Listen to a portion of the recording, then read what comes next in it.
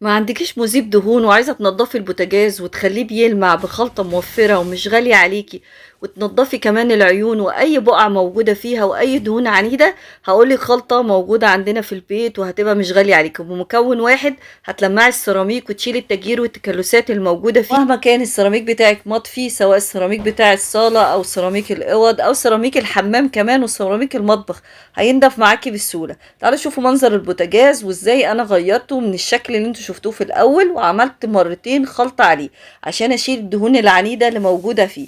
اول حاجة حطيت كلور الوان وبعد كده كلور ابيض، وزي ما انتوا شايفين عمل فوم، بس لبست الجلافزات بتاعتي وابتديت ان انا طبعا اوزع الخلطة دي كلها على سطح البوتاجاز. الخلطة اللي انا عملتها لسطح البوتاجاز بس، ابتديت ان انا افركها بالليفة اللي انتوا شايفينها، وطبعا جبت كمان الفرشة التانية بتاعتي وابتديت ان انا اوزعها ازاي، وهي نفس الخلطه اللي هنضف بيها كمان الحوامل بتاعه البوتاجاز. هاخد من الخلطه اللي انا عاملاها وابتديت ان انا اوزعها على الحوامل. ليه مش مناسبه للازاز بتاع الفرن او البوتاجاز؟ اللون بتاعها بيبتدي يعمل الوان الطيف ولونه ما بتبقاش الازاز زي ما انت عايزه، فافضل ميه بخل بشويه صابون سائل للازاز الفرن وازاز البوتاجاز نفسه. لكن لسطح البوتاجاز والدهون العنيده ممكن تحطي من الخلطه اللي انت شايفاها ديت.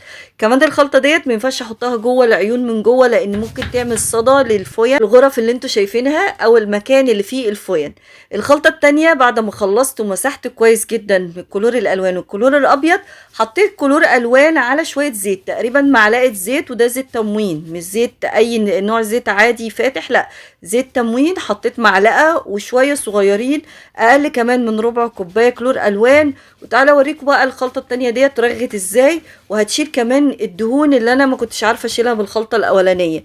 انا مش عايزه استخدم اي مسحوق او اي مذيب دهون من بره، او اي حاجه مكلفه وتكون غاليه عليا اجيبها من بره. فكل اللي انا عملته خدت من الخلطه ديت والفرشه اللي انتوا شايفينها، وديت فرشه انا جايباهم بيتباعوا 3 فرش مع بعض، بس انا مخصصاها بس لتنظيف البوتاجاز والحوض والسيراميك. لكن طبعا في فرش تانية او الفرشتين التانيين بستخدمهم للاطباق او الحاجة، بسيبهم 10 دقايق كده على سطح البوتاجاز والاماكن اللي انا حاسه ان هي لسه ما طلعتش منها الدهون واللي انا شايفاها ما نطفتش. جبت بقى فرشه الاسنان اللي انا مخصصاها بس للتنظيف في المطبخ، ودي فرشه اسنان قديمه وما بستخدمهاش في اي حاجه تانية، وبحطها على الحوض للاستخدامات ديت. زي ما انتوا شايفين كنت سبت الخلطة 10 دقايق كده على البوتاجاز، وابتديت ان انا افركها بفرشة الاسنان عشان اوصل للاماكن اللي انا مش عارفة اوصل لها بالفرشة التانية ولا بالليفة. فزي ما انتوا شايفين طلعت دهون وغيرت لون الخلطة نفسها، كان لونها ابيض ابتدى لونها يتغير للون البني. فابتديت افركها كويس قوي وسبتها كمان 10 دقايق تاني ورجعت فركتها تاني.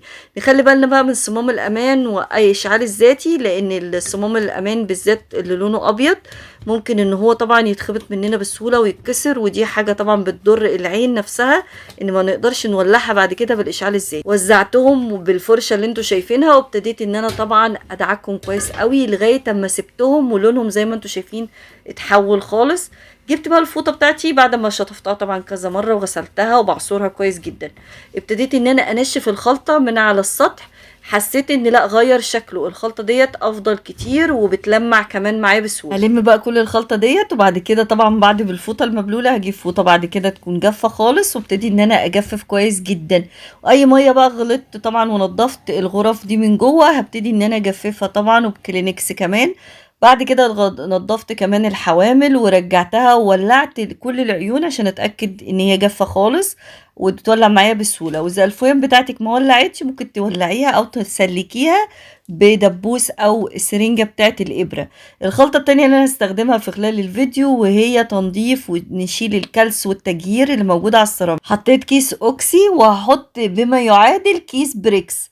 بريكس هنا دي عبوه التوفير بتقعد معايا شهرين و3 كمان.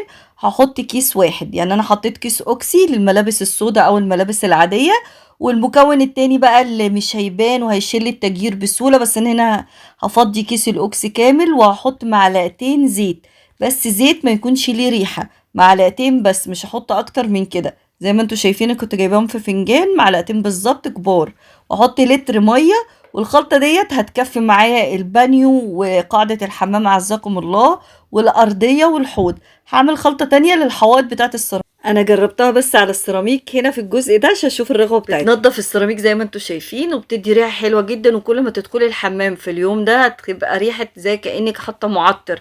غير كمان الزيت مش هيبان ومش هتحسي ان فيه اي زحلقه على السيراميك، بالعكس هيبقى السيراميك بتاعك بيلمع. غير كمان هتحسي ان هو جف جدا معاكي بسرعه. ابتديت ان انا انضف كمان البانيو كامل، وكان عليه كميه تراب لان انا بقالي مده ما كنتش عملت الحمام، فابتديت ان انا انضف الحواف او الاطراف بتاعه البانيو وكمان البانيو من جوه.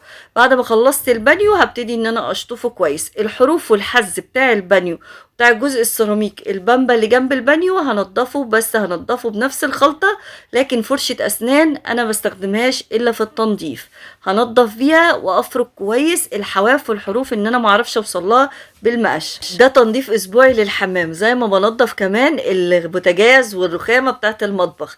كل حاجه بنضفها في الاسبوع بسيبها طول الاسبوع ما بعملش فيها حاجه، يعني ما بنضفش الحمام الا التنظيف العادي اليومي. والتنظيف اليومي بحط شويه ديتول او بريكس في ازازه بكملها ميه، والغطا بتاعها عامله فيه فتحات، وابتدي ان انا ارش بيها او ابخ شويه ميه في الارضيه او قاعده الحمام، وبالمقشه المخصصه للحمام هي اللي ببتدي انضف.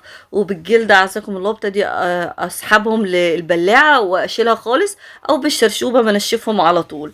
هنا انا بعد ما شطفت الجزء دوت والجزء الزياده كمان على البانيو بفركه بالفرشه اللي انا مخصصاها للتنظيف. ودي فرشه كانت فرشه اسنان قديمه وانا بستخدمها في التنظيف، ودي مخصصاها للحمام. لكن في فرشه تانية للمطبخ بستخدمها في تنظيف البوتاجاز. الفرشه اللي انا مخصصاها للمطبخ وهي فرشه اسنان قديمه برضو. الحروف او اللي انا معرفتش اوصل لها بالمقشه اعزكم الله بالفرشه برضو ابتديت ان انا افركها بنفس الخلطه. ده هيوفر عليكي تنظيف ومن غير ما تستخدمي خلطات كتير وتعملي حاجات بقى مكلفه. هنا بعد ما خلصت البانيو ونضفته كويس جدا هاخد شويه وابتدي انضف الدش او الخلاط بتاع البانيو. زي ما انتم شايفين كان عليه كميه تراب وكان متبهدل وكان شكله كده كانه مطفي، فانا هوريك الخلطه هتفرق معاه ازاي وهتخليه بيلمع كانه جديد. ابتديت افركه كويس واوزعه على السلك والحاجات الوصلات بتاعه الخلاط بتاع الدش، وهنضفه بعد كده او هشطفه بميه عاديه بالدورق. وهبتدي بعد كده اوزع من الخلطة، بس هعمل خلطة تانية او جزء تاني السيراميك بقى الحوائط. وانا بنضف الحوائط بتاعت الحمام ازاي وكمان المطبخ، بنضف حيطة واحدة بخلصها وبعدين اخش على الحيطة التانية وهكذا لغاية ما اخلص الحمام كامل. وانا بشيل اي حاجة موجودة في الحمام، يعني اي ازايز زي مثلا القارورات بتاعت المية اللي انا بملاها او اي ازاز شامبو او اي عبوات انا حطاها على ستاند او على الغسالة او على البانيو، انا بشيلها بره الحمام عشان انضف براحتي. اي حاجه واي مفارش بقى عايزه تتغسل، الستاره بتاعت شباك الحمام لازم تتغسل في الوقت ده، شيليها كمان واغسليها. وانا كنت شايلاها وحطاها في الغساله تتغسل، وبعد ما جفت خالص رجعتها طبعا ركبتها تاني. في الوقت ده كمان كنت فاتحه الشباك عشان يهوي معايا على طول وعشان ينشف ويبقى ريحه الحمام مش مكمكمه وتبقى ريحته حلوه وتبقى مريحه جدا. جربي الخلطه ديت ومش هتندمي، مش هتكلفك كتير. تقريبا الكيس بتاع الاوكسي ب3 جنيه وكيس البريكس ب3 جنيه ومعلقتين زيت، مش اكتر من كده. هتفرق معاكي في دخول الحمام، والخلاطات هتبقى نظيفه والارضيه والسيراميك وريحه الحمام. ده البانيو وخلصت كمان الجزء الزيادة عن البانيو. هجيب بقى المقشة اللي انا مخصصاها للتنظيف بس في الحمام وما بخرجهاش بره الا لما بكون بعقمها وبحط من الخلطة وابتدي انضف الحيطة بتاعتي. قليل قوي ما بستخدمها بره لان شكلها مختلف عن اعزكم الله المقشات التانية العادية. لكن انا عندي مقشة تانية بستخدمها للسجاد والكنس في بقية الشقة. فهنا ابتديت اوزع السيراميك، اوزع الخلطة على السيراميك، وكمية الخلطة طبعا ما كانتش مكفية الارضية وقاعدة الحمام اعزكم الله والبانيو، فاضطريت ان انا اعمل من الخلطة تاني لان عجبتني في الارضية جدا وضيعت التجير وادت لمعان زيادة للسيراميك. اي تجير ودهون على السيراميك كانت بتتخلص منها بسرعة وابتدي تفتح اللون وتخلي السيراميك بيلمع. اي بقى كهرباء قريبه للسخان انا كنت بحاول ان انا ابعد عنها، طبعا ما بوصلش ميه ليها خالص الا بس بالموب اللي انتوا شايفينها البرتقاني، انا كنت بجفف بيها اقدر ان انا اشيلها بسهوله الجزء اللي بيتنشف بيه في الموب هنا. وكنت بغسله كويس على الحنفيه في الحوض وبعد كده بعصرها كويس جدا وارجع اجفف تاني. انا مش عايزه ميه توصل للحيطه هنا لان قريبه للسخان وفي كهرباء كانت باينه ولسه عامله فيه تصليحات كده، فكنت خايفه ان انا اوصل لاي نقطه ميه للكهرباء. الجزء اللي انا ما طلتوش بقى من الدش او الخلاط بتاع الدش ابتديت ان انا انشفه برضو من الموب. دخلت بعد كده على الحيطه التانية وبرضو عملتها بالمقشه، وابتديت برضو من الموب ان انا اجففها. لو ما عرفتيش تعملي بالمقشه ممكن تحطي في القطعه اللي بتتشال في الموب ديت من الخلطه نفسها. طبعا انا عملت خلطه للسيراميك كامل، وخلطه تانية للارضيه والبانيو وقاعده الحمام والجزء كمان الزياده من البانيو. غير كمان الحوض، هي خلطة موفرة ومش هتكلفك كتير وهتنضف معاكي بسرعة من غير ما تجيبي اي مذيب دهون او اي خلطات بقى كميات بتكون غالية ومكلفة عليكي. هنا اخر حاجة هعملها الحيطة، اخر حاجة اللي عند باب الحمام، والمراية كمان اللي عند باب الحمام برضو بنفس الخلطة وبالمقشة. ابتديت ان انا اوزعها وافرك كمان الارضية. عملت كمان ورا الغسالة وتحت الغسالة، بس ما حركتش الغسالة. طبعا تحريك الغسالة كان صعب شوية، فكل اللي انا عملته ابتديت ان انا بالدورة ان انا ادلق مية كتير واوزعها تحت الغسالة عشان تبتدي تحرك اي حاجة مترصبة وتحركها لغاية اعزكم الله البلاعة. طبعا البلاعة وقاعدة الحمام بنفس الخلطة برضو، بس فرشة تانية مخصصة لقاعدة الحمام، لان ما ينفعش المقشة ان انا ادخلها. يعني المقشة بس اعزكم الله اللي انا بستخدمها للسيراميك بستخدمها لقاعدة الحمام من فوق، اكتر من كده ما بستخدمهاش. برضو حبة صغيرين من الخلطة وحطيتها كمان على الليفة، وابتديت ان انا افرك الحوض كامل. والخلاط بتاع الحوض بتفرق جدا وشالت اي دهون وترسبات من الصابون وبتتنضف معاكي بسهولة.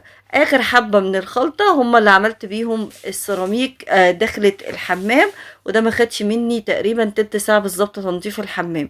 مجرد اللي انا عملته حركت شوية الحاجات اللي كانت موجودة في جزء من الحمام وخرجت حاجات بره، وابتديت ان انا انضف براحتي. لو عندك حاجات بقى شامبوهات وازايز وعايزة تحركيها او تنضفي الحمام، حركي اول حاجة اي حاجة انت حطاها على ستاند، على الغسالة، على البانيو، حركيها في باسكت او اي صينية او طبق، خرجيهم بره الحمام وابتدي نضفي بقى براحتك عشان تبقى المكان فاضي ويبقى سهل ان انت تنضفي.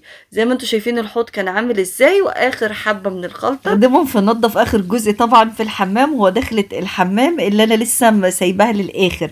هنا انا الحوض كنت خلصته وابتديت ان انا اشطفه كويس بالمية، ونضفت الخلاط زي ما انتوا شايفين، وهبتدي اشطف وانزل عليه ميه. اكتر حاجه بنحس ان احنا بنتضايق في تنظيفها الحمام والمطبخ، فدي اكتر حاجه انا ببتدي بيها تنظيف. اخر جزء طبعا من الخلطه زي ما قلت لك بحطه على دخلة من عند باب الحمام، بنضف كويس جدا. طبعا عندي فرشه تانية ناشفه اكتر من كده من المقشه عزكم الله اللي انا ماسكاها، وبدعك بيها الاماكن اللي انا حاسه ان المقشه دي مش بتشيل منها حاجات.